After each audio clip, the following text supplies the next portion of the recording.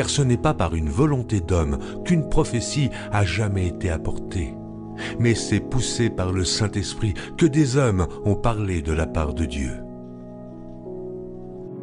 Salem, chers frères et sœurs, permettez-moi, par la grâce du Seigneur, de vous raconter ce que j'ai reçu concernant notre pays, le Cameroun. Il y avait un problème à la présidence de notre nation. À cause de ce problème, les élections présidentielles ont été organisées. Le problème en question, je n'ai pas pu le discerner, car c'était comme si le président n'était plus valide, comme s'il était mort, comme si ceux qui sont autour de lui avaient reçu l'ordre d'organiser une élection. Le thème de la transition faisait la une des journaux. Chaque parti politique s'était levé pour cette élection présidentielle. La course au trône avait commencé. Et subitement, voici ce que j'ai remarqué. Je pouvais voir les partisans de chaque parti politique être animés d'un esprit de fanatisme extrême, comme des Arabes dans un match de football, prêts à combattre l'adversaire même avec des armes. Je pouvais voir la haine, les accusations et le désir de chaque parti politique de vouloir accéder au trône du pays. Le pays était tendu, prêt à exploser.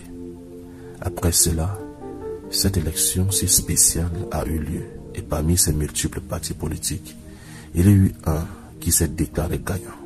Je voulais lire le nom du parti politique en question, mais je n'arrivais pas. La seule chose que j'ai vue de lui était la couleur verte et blanche de leur uniforme. Dans ce parti politique, plusieurs cultures camerounaises se trouvaient à l'intérieur. J'ai remarqué les gens du sud-ouest, du nord-ouest et de l'ouest par leur habillement. Mais après la déclaration de victoire, les contestations commencèrent à avoir lieu. Plusieurs ne voulaient pas de ce parti politique au pouvoir et même d'autres partis politiques contestaient.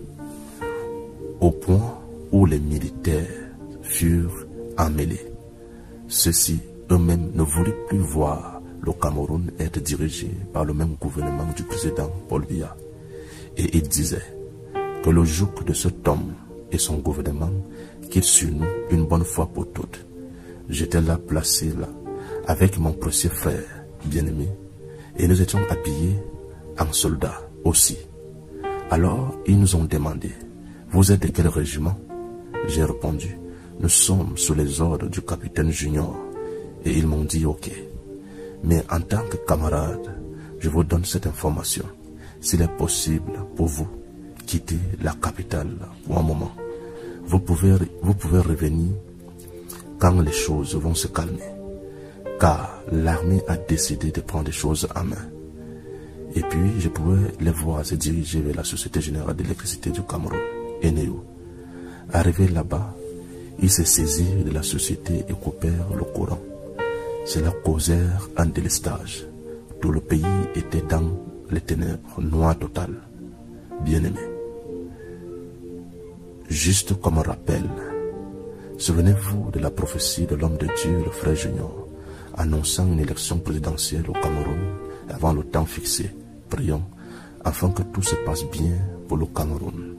Bien-aimé, souvenez-vous encore de ce que l'homme de Dieu avait annoncé concernant les grandes villes du Cameroun. Il disait, dans ces temps de crise qui arrivent, malheur aux grandes villes et à leurs habitants. Bien-aimés, souvenez-vous encore que l'homme de Dieu avait également annoncé l'interposition des militaires dans cette transition présidentielle. Prions vraiment afin que tout se passe bien. Bien-aimés, souvenez-vous, dans ce sens, j'ai vu des militaires prendre des initiatives. Quel est leur plan? Je vois un coup d'État. Prions afin que tout coup d'État préparé dans l'ombre contre le Cameroun échoue au nom puissant du Seigneur Jésus-Christ de Nazareth. Amen. Prions vraiment pour le Cameroun, mes chers frères et sœurs. Salem. Que le Seigneur Jésus-Christ nous bénisse.